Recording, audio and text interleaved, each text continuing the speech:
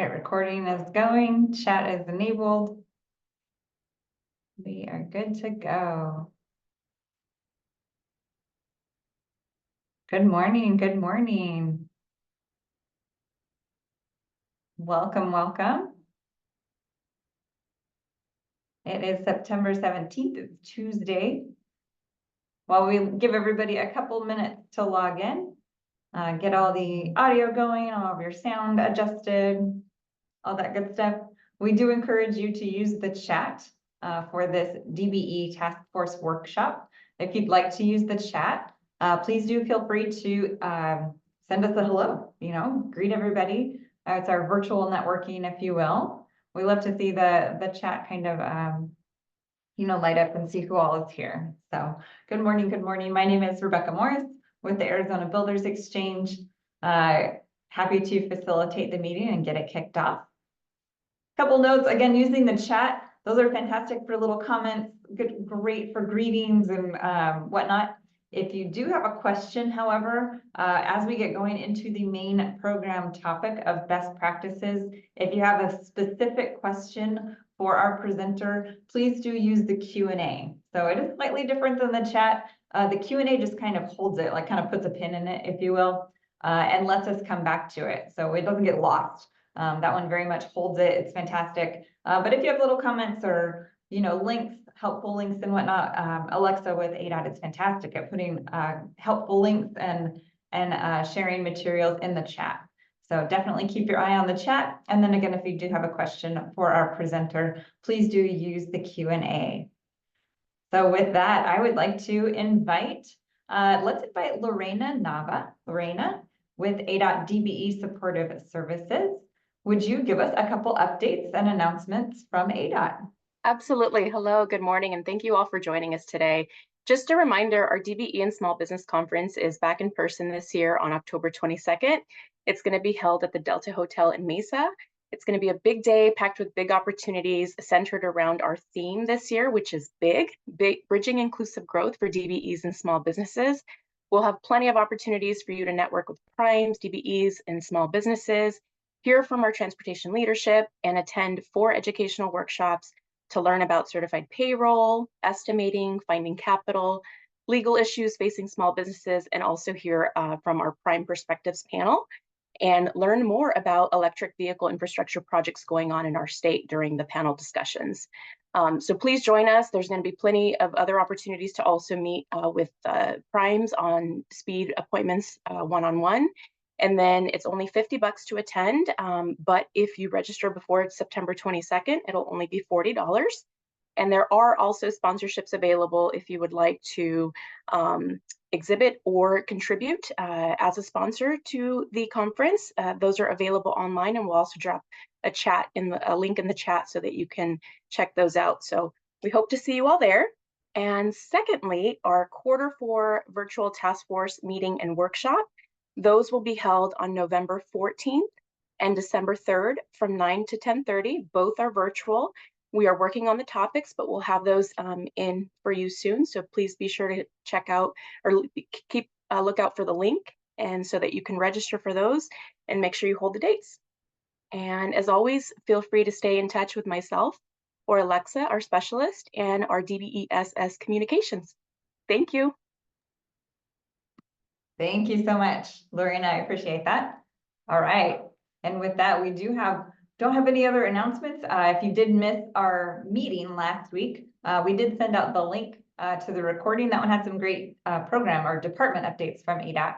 But for this one, we're going to kind of take the last week's program topic of how to navigating ADOT field reports, and now we're going to take it and apply it into your world. So I'd like to invite Cassandra Johnson, president of CLJ Consulting. Cassandra, could you turn your camera on and your microphone on? You are a resident expert on all things ADOT field reports. So I will step into the background, and Cassandra, please do take it away. Thank you, Rebecca. Good morning, everyone. I wanted to talk about the best practices of implementing field reports. Let me see if I'm getting the screen shared.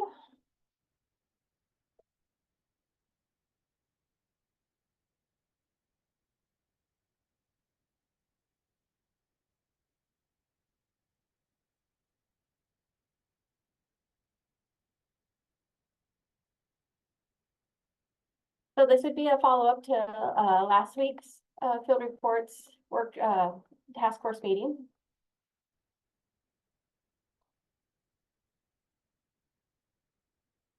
A little bit of background of my background is right now I'm on I-10 Broadway Curve project under the General Engineering Consultants contract with ADOT as the project administration manager. On that, and my duties on this project is overseeing the contractor compliance, and I review all the subcontractor request forms that come in and review them before they go to field report. So I'm actually being able to see and using it as ADOT eyes. On I-17 Flex Lanes project, I am the developer's DBE OJT compliance outreach manager. On there, I'm actually filling out the subcontractor request forms and submitting it to ADOT for approval. So at this time, I'm on both sides of the contract, which makes it, interesting and gives me a lot of insight and wanting to be able to share that with other contractors and showing what ADOT's looking for and how to get a SRF through. Also talking about partial and progress payments and also certified payroll reporting and going through the different steps. I've been in the industry since I was 13, so over 35 years now, and I have been working as a general contractor, as a consultant, an ADOT employee. So hopefully I can bring some good knowledge and information to you to be able to use in practices in your companies going forward. Best practices I wanted to talk about, and kind of how I want to do this is there's not going to be a big presentation. I'm going to go and show the different websites that I go to when it comes to filling out a SRF, what I use to be able to get the information in, and the different, we have checklist, we have different forms. So I'm just going to get right into that.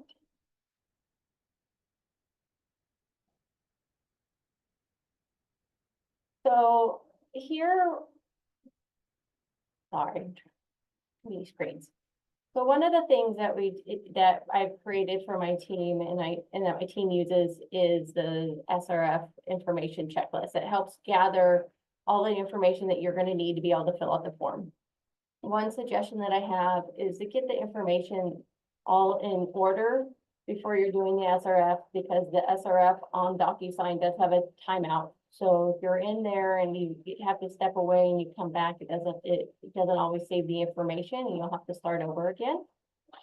So we go in and we figure out who our subcontractors are. So as a prime, if I'm intentional, if I'm the initially low bidder, I will go in and I'll see who the subs are that I used in that bid and start putting that information together.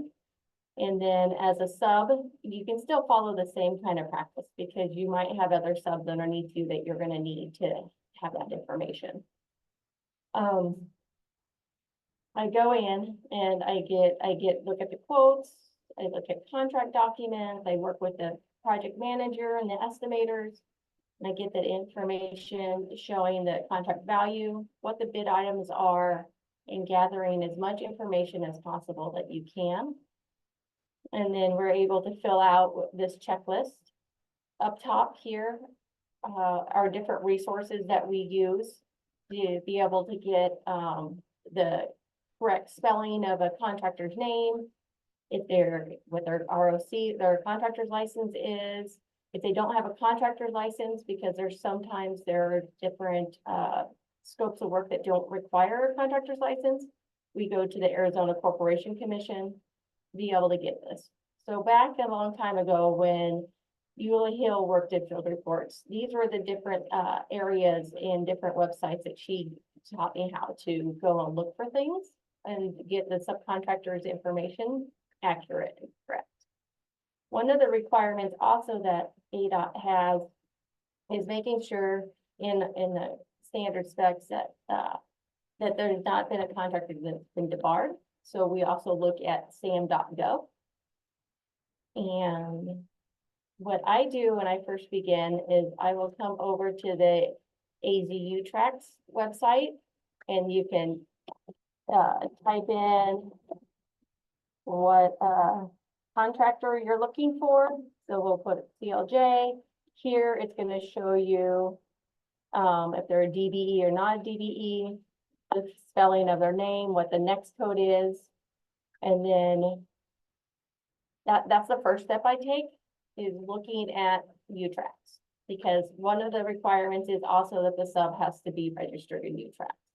If they're not registered in U-Tracks, then we need to reach out to them. The SRF will not get approved unless the U-Tracks is active. The next step that we would go into is going into seeing if they have a contractor's license.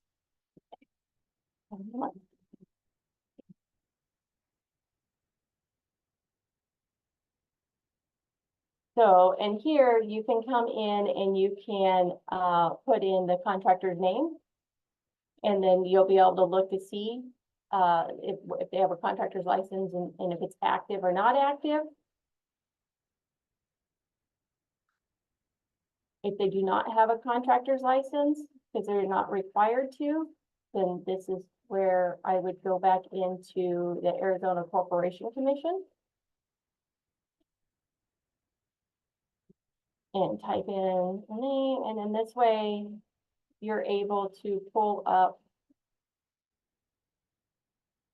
if it's, and it also, it tells them if you're in active, it's good standing. So then you would go and put all of this information in. All of this is going to allow you to get the accurate naming of the company for the SRF. As Irene had talked about, if there was a misspelling or not a do business as on the SRF, it could potentially be voided and you'd have to start over again. On professional service, I go an extra step on professional services to make sure, like a firm on if you have a quality testing firm doing your quality testing, this is another way where you can find out their registered name and also if their license is active.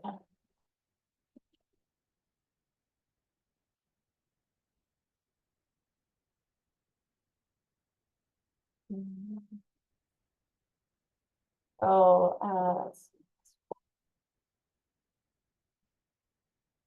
so then here, for instance, like Hope and Associates, then you can come in here, it will say the firm is active. So this is kind of, when you have a contractor's license, you go to the register of contractors.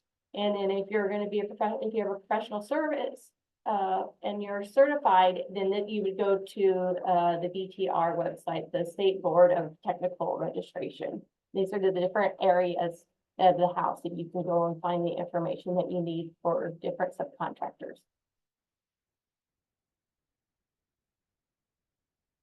And then another area is the searching for sam.gov. This area here was talked about.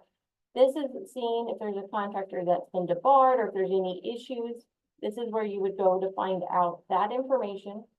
Also, this is where you would go and get in you would find your wage decisions that Estella had talked about also on Tuesday.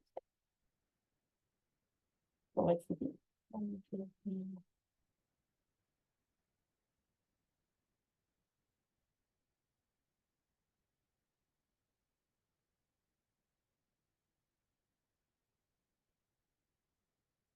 So when you're coming in here and you would want to search for a company, come in here, you hit search, you go right into the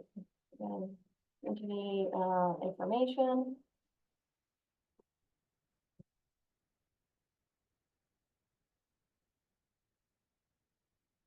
And sometimes they will have your information in here. Other times, if it doesn't mean that there's any issues. The reason why is for federal contracts, a contractor has to be registered in sam.gov, but on federal aid, they do not have to be registered.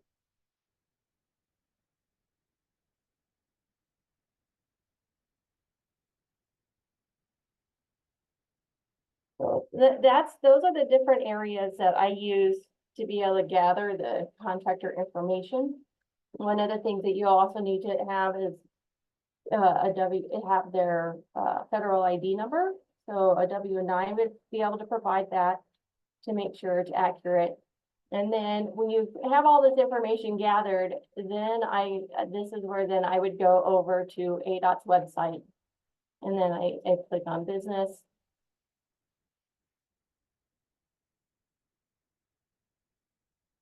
And down to engineering and construction.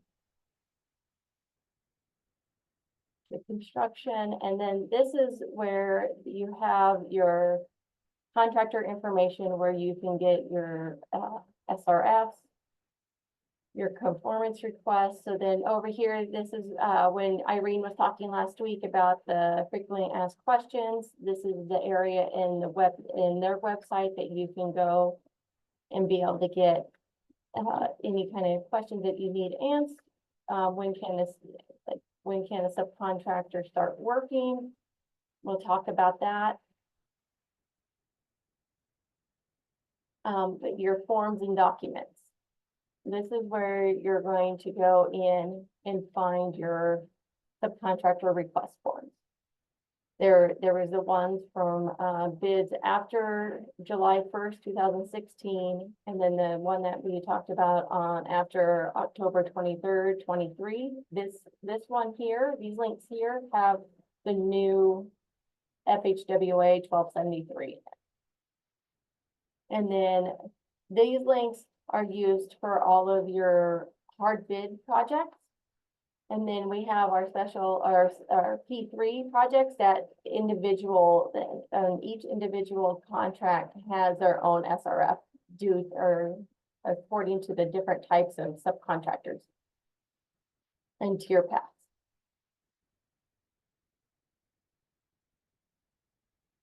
One of the things is on the checklist, we asked about the ADOT field contact. The reason why we ask about that is because when we go in either as a sub or a prime to fill out a SRF form, it's going to open up a power form in DocuSign that you have that was going to create it. And then you'd come in and you'd fill out the information here. And then this area here is your ADOT field office. One of the things that I do in the beginning of a project is I get this information. I find out who my resident engineer is going to be, who my office manager is going to be, and the office tech. Your office tech there will be checking the certified payrolls. Your office manager is going to be processing the payments, and your RE is in charge of the whole project. So having that information and understanding that who you're going to be working with is crucial and very helpful. And it also, you're creating a relationship with this person during a project. So I feel like having this information and doing it at the beginning, working with your sub, working with the prime, trying to have that relationship is great. As a prime, I think it's really good that you're engaging and that you're like, this is what I want. This is how I submit information. This is what kind of the practices, so you can kind of see this is so they can see like, okay, this information is coming in. You have a process and kind of gets everyone on the same page.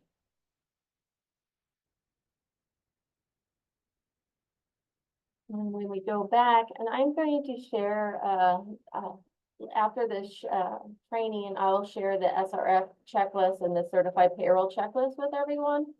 But these are just little things that it keeps it clean, keeps it close, and it's handy.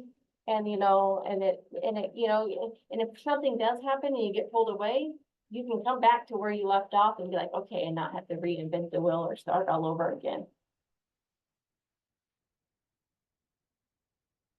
And one of the things when it comes to SRFs also is when you're looking at record keeping and keeping this information per special standards or standard specifications 107.18, it is stated in there that we are, as contractors, to keep the records for 5 years after the prime's completion of the contract, that the prime is, is that the contractors that have worked on the project has this information, everything from cradle to the grave, your estimating documents to your final closeout paperwork. So keeping that in mind helps also, you're creating everything at the beginning. One thing that's SRF, so the SRF is used to get the sub approved. You can either have an SRF submitted with an executed contract, subcontract, or without. Process that I have always practiced is, if I can, I try to have it as a whole package. That way you're only touching it once. Having the ability to be able to get that executed contract, you get your insurance documents, you're processing everything, you're getting them approved. So then that way, when the sub does go work on site, you have all of the information already there, and it's your file is complete. If you have to get them approved quickly and you don't have an executed contract, then you can submit that after the fact. After they've been approved, you have 30 days from the approval date to get an executed contract into ADOT. If a sub starts work without an SRF or hasn't been approved, ADOT can assess $1,000 in liquidated damages. And then also one of the things is with the SRF process is at the beginning of the project, when you're going to have a pre-construction meeting. And at the pre-construction meeting, there's a list, and it's in section 109, 108 and 109. And it's going to talk about the different things, submittals that you need to have. One of them is going to be your approved subcontractors list and suppliers. Once you have that pre-con and you're submitting all that information to them, to ADOT as part of your contract, you'll have, there's another system or another part of the approval is getting your subcontractors into ADOT's DBE and OJT reporting system doors. And after the pre-con, you'll have 15 days to get that in. Now, down the road, if you get another SRF submitted and for approval after that, you have 5 days from the approval date to get it submitted into doors without having any repercussions. Everything is spelled out in the standard specifications. It's easy to, the expectation is spelled out. It's easy to see. You're also able to, it'll be in your contract docs. But these are things, as growing up and lessons learned, is I've made just part of the whole starting of the project and getting all my ducks in a row. It's tend to help me stay on track. Everyone knows what my expectation is. Everyone is used to that, and they're able to see that quality and that standard coming through.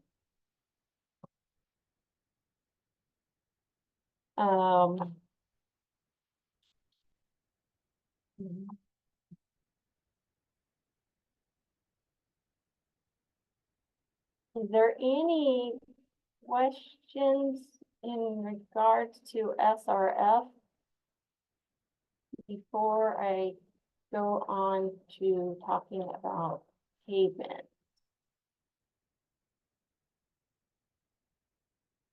Okay, cool. In regards to payments,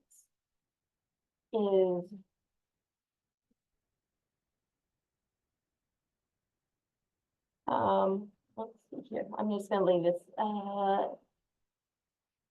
Irene had talked about.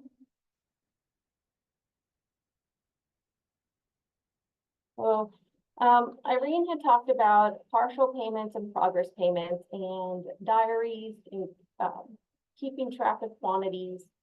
One of the processes that has been in place that we've used is daily diaries for our foremen, superintendents, keeping track of what the quantities were placed in a day and having that conversation, if you're a prime, having a conversation with, the inspectors to make sure that you're on the same page and that you're doing it on a daily basis going forward, instead of having to go back at the end of the month. As a sub, I would suggest keeping that track and having conversations with the primes, foreman or superintendent that you're dealing with, so you're all on the same page, and if we need to have that in conversation with inspectors. Over the years, having this conversation up front and on a daily basis, it goes for the payments to go smooth.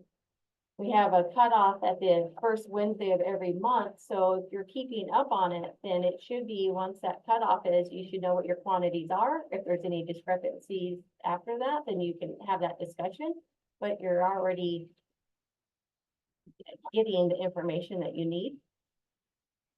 It helps keep track of, it also helps internally with your payments and with your suppliers and stuff, if you already know what that is. It helps. One of the things working with my field staff over the years is having that communication between the field and the office made it better when we were doing closeout or coming up to payments and progress payments, and being able to process it quickly and turn it around. It helps eliminate some of the confusion. Having, if something comes up, it's documented. There's been so many times that needing that document of, what happened that day before, or if someone was out of town, at least you have a daily diary that talks about it and you're able to pick up where they're left off. We had, over the years, been able to recoup funds, and especially if there was like any change order or time and material work, it helped out with keeping records. Or record keeping made it a lot easier with that information. I'm trying to think. Certified payroll will affect on your progress payments. If your certified payroll or if your sub-certified payrolls aren't up to date, monies could be withheld. ADOT will send out a letter around the 15th of every month. And then you have 10 days to turn around and get missing payrolls in, or correct the payrolls that have been rejected. And then if you do it within 10 days, then there's no monies withheld. If not, they'll withhold $2,500 for each payroll on the partial progress payments each month, and then they'll release it. You'll have 90 days to be able to fix or take care of your payrolls without being having any liquidated damages. Anything after 90 days is a $500 liquidated damage. If there is any questions on progress pay, one of the things is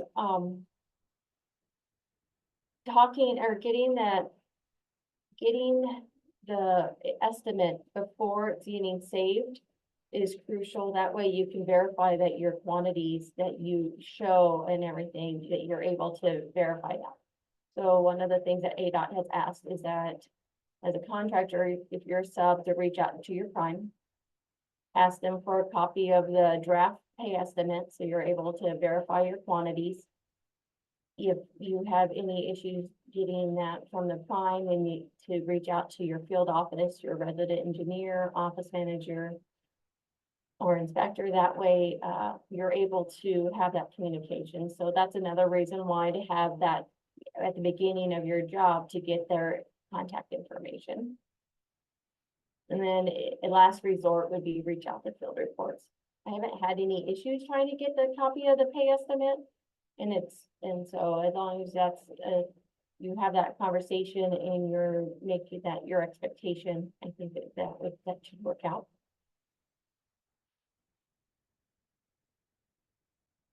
And the big portion of it is I wanted to go through certified payroll and show you some of the different screens on the certified payroll and go over the payroll checklist to show that using, one of the things that I've learned to do is use ADOT's resources as tools, because that's who's checking your payroll, that's who's checking your SRF. So if you're using the information that they're using to check, it helps that barrier and be able to be on the same page.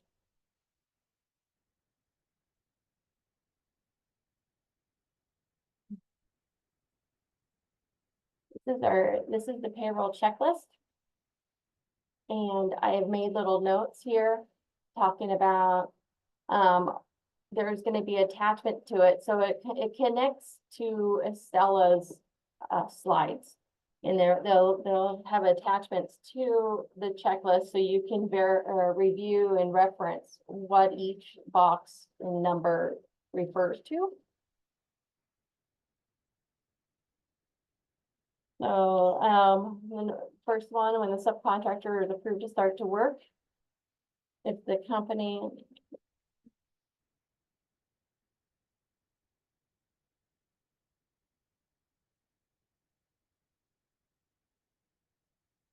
So if the company is listed under the project in LSP tracker, they have been approved to work. That's the telltale sign. If you're not seeing them, then you'll need to contact the general contractor or ADOT field office to get them added to LSP tracker. And when you're looking at LSP tracker,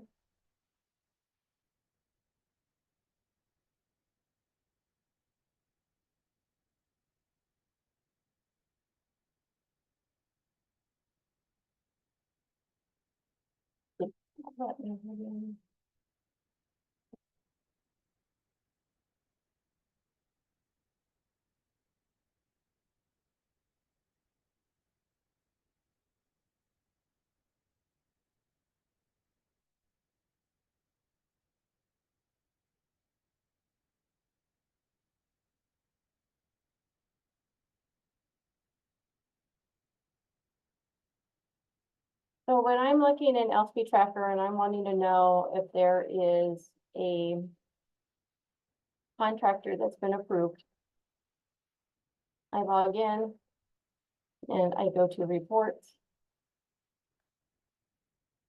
And I pick certified payroll summary report because it's going to list everyone that's attached and that's been approved on this job. So all of these subs have been approved onto the I-17 job. So I was able to go in and look. If I do not see a name in here, then I would reach out. In this case, I would reach out to ADOT. If I was a sub, I would reach out to the prime.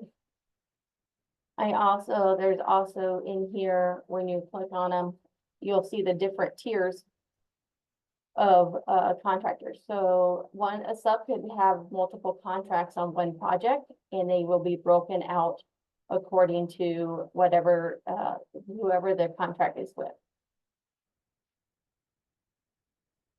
So that's how another tool that you can use. You can ask ADOT for the sub approved index or table, because that's going to show the date that ADOT has approved the sub and went through the SRF process. So there's different tools that you can use to make sure that your subs have been approved, and when they got approved, to make sure that they didn't start work prior to their approval date.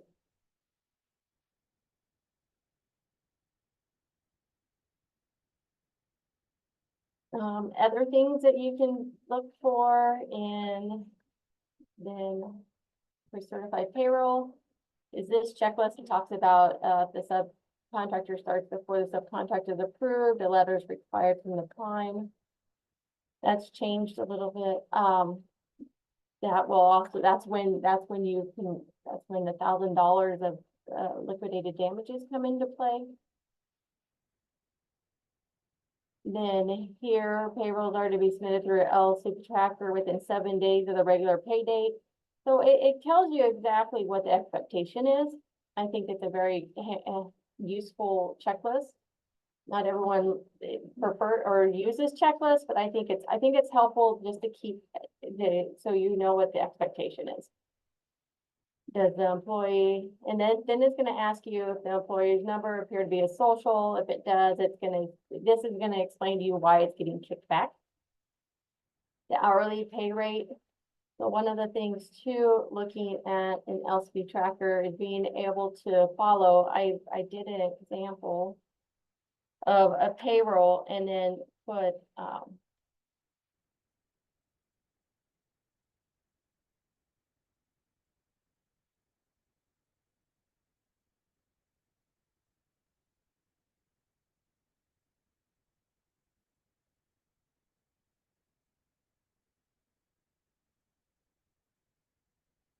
so there's gonna be different attachments also that you'll be able to see, different screens that pop up. So then you'd be able to follow and see where it goes in LCP tracker also.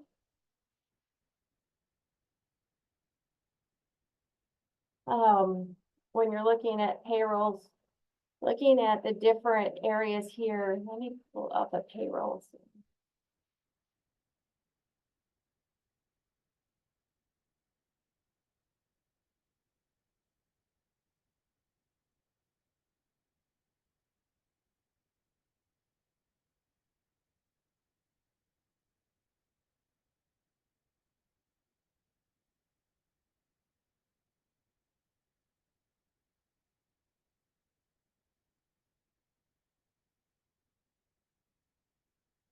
So when you're looking at the different payrolls, we have an example that will be handed out, and it's gonna have numbers. It's gonna talk about the commonly the mistakes that ADOT sees.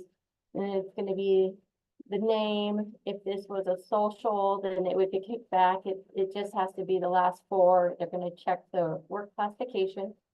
They're gonna check the hours, the pay rate. How this is,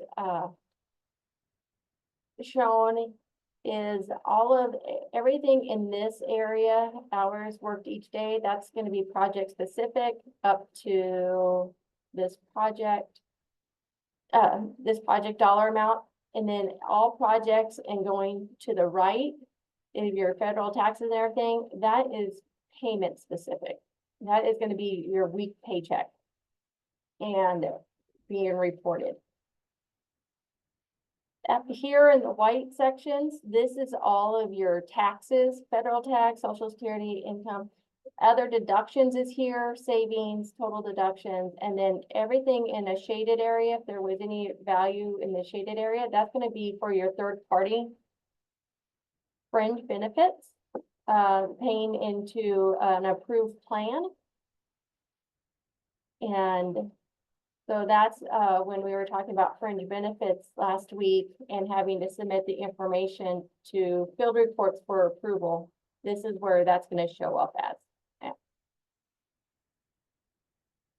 When we're filling out certified payrolls, having this information in this checklist and having a visual, I think is very helpful to where this is what the end product looks like. But if you were to go in and submit a payroll, then this is where you would see the different visions where you would come in, you'd put your weekend date, pick your project, pick your employee, and then it's going to pick a classification. You would go in, it's set up, LCP tracker, I really like LCP tracker. It is set up user friendly, and sometimes it's slow, but otherwise it's, you kind of just follow the steps. You would go to payroll records and enter that information. And once you're done entering all your employees, you can go to tab 2 for notices. And in here, this is going to tell you if there was any notices on your payroll that need to be fixed, or when Estella was talking about, it checks only certain things. If the hourly rate wasn't right, or if the hours didn't add up and the wages didn't add up what was put in, you would see notices in this tab. And then the third tab is your certification tab. Once you've entered all your employees, you fixed all your notices, then you can go in and you would certify your payroll through that tab.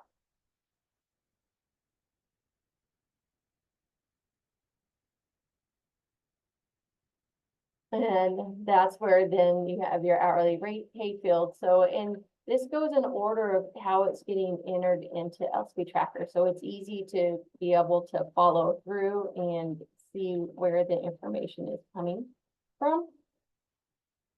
Other deductions, if you have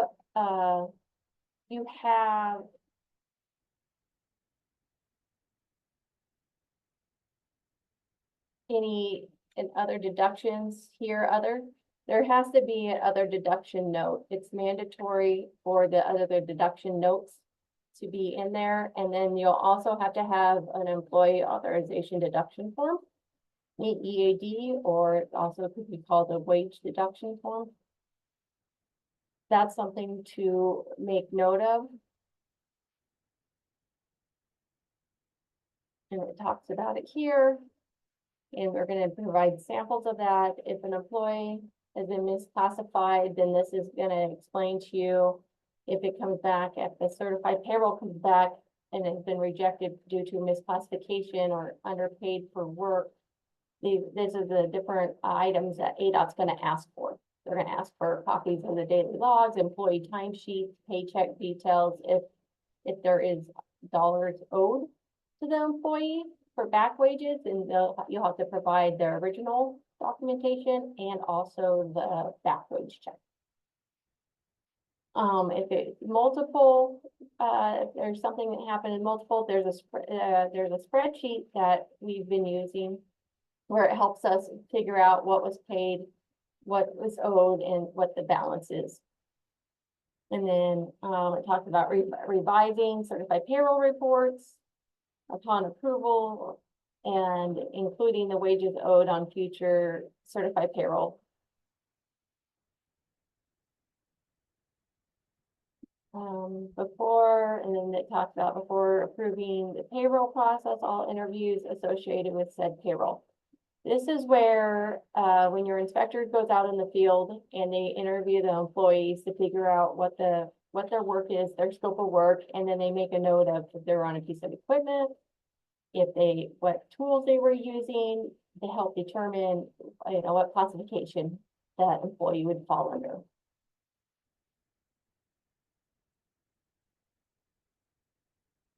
And you won't submit for your first payroll until you have started work. The first week of physical work on site, then you would have your first payroll one. And if there's any weeks that you have not worked, then you would just submit a non-performing payroll through the certification tab. There is also, once your said work is done, then you would submit a final payroll. So your first payroll is working, you would have non-working payrolls, and then your last payroll could be working or not working depending on when you decide to final it, but it does need to be marked final. And some of this pertains to ADOT and what they're to do. The admin doing closing the process is just, but using this as a tool helps you understand where they're coming from. Classifications. One of the things is knowing what the classifications are in your wage decision. So when you get the contract, if you're upon, you get the contract or your estimator has it, look to make sure your classifications are there. When you're a sub, when you get the contract from the prime, make sure that the classifications that you need are in the wage decision. If not, then a conformance request is going to be needed to be submitted. The conformance request is done through DocuSign on ADOT's website. And you can find it under here, under the forms.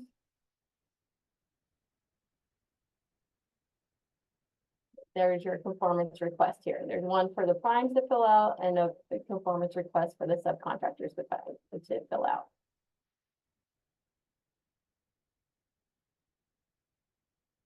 And this one, you would also need to have all your construction, your ADOT construction office information, because you'll have to put that information in when you're filling out the conformance request.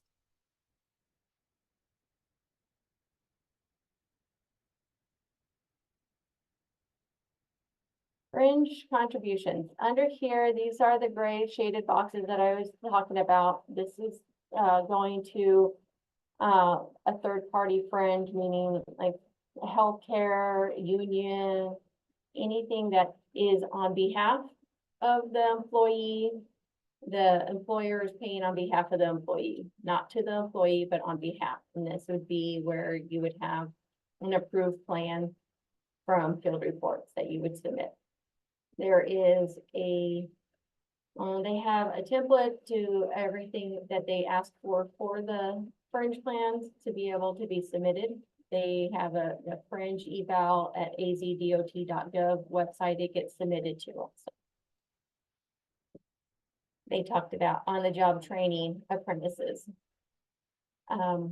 There's two different things for on-the-job training. This is for the labor compliance portion of it, which would go through LSP Tracker. The other on-the-job training that gets reported through the ADOT, DBE, OJT system doors is that is actually on-the-job training for that project and OJT hours versus any on the job training on labor compliance.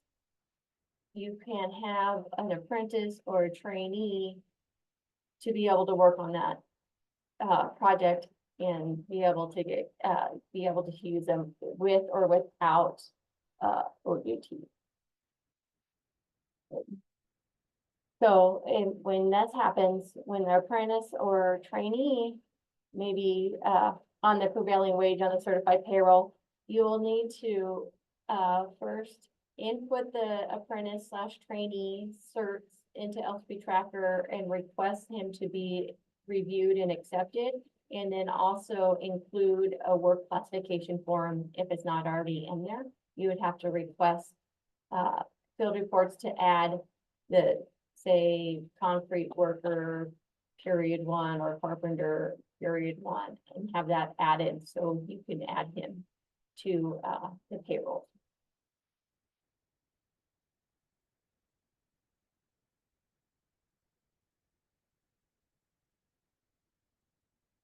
And then we go in and we talk about employee interviews. We're talking about the employee interviews here in regards to what it looks like. The inspector's going to go and review the sample interview so you can see what the questions are. The inspectors, so it's kind of like showing how ADOT's having and asking the inspectors to conduct the interview so you understand. So you can also have a conversation with employees to let them know that this is part of a requirement for labor compliance, that you will be interviewed. And then having that conversation also helps your employees not worry about them getting interviewed. And it helps you remind them where the bulletin board is, where they can find wage information, and doing that at maybe the toolbox top is some of the things that we would do our Monday morning safety meetings. And having that, or someone new employee comes on, having that onboarding and showing them where the different information is that they can use to find the EEO officer, safety officer, and also the wages and the different federal posters. And then there's going to be a sample of the conformance request, a statement of compliance, and a sample of non-performing payrolls that we are going to provide.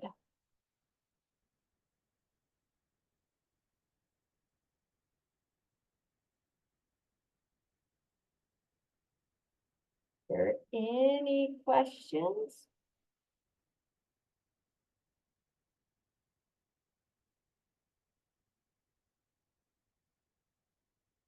If there are any questions that we have time to be able to interact and go over anything, at this point, if there's something that you want me to show, or if there is anything else I can go over.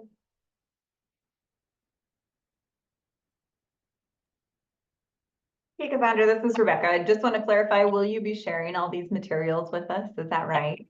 Yes. All right, we love that. Thank you so much. And then the recording, I think there was a kind of a note in the chat. The recording for both the meeting last week and the recording for this workshop will be distributed to everyone who is registered. So if you don't have a question now, or if you think of something later, you will be able to revisit it at your leisure.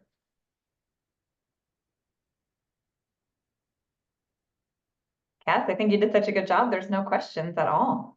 I don't see anything in the chat or anything in the Q&A. No. Well, here's my contact information. I will provide that also. If there's any questions or anything, I'm happy to help be a soundboard. You know, I growing up in the family business, it's trial and error, therefore touch and go and stuff. So if I can share my lessons learned, I'd be happy to.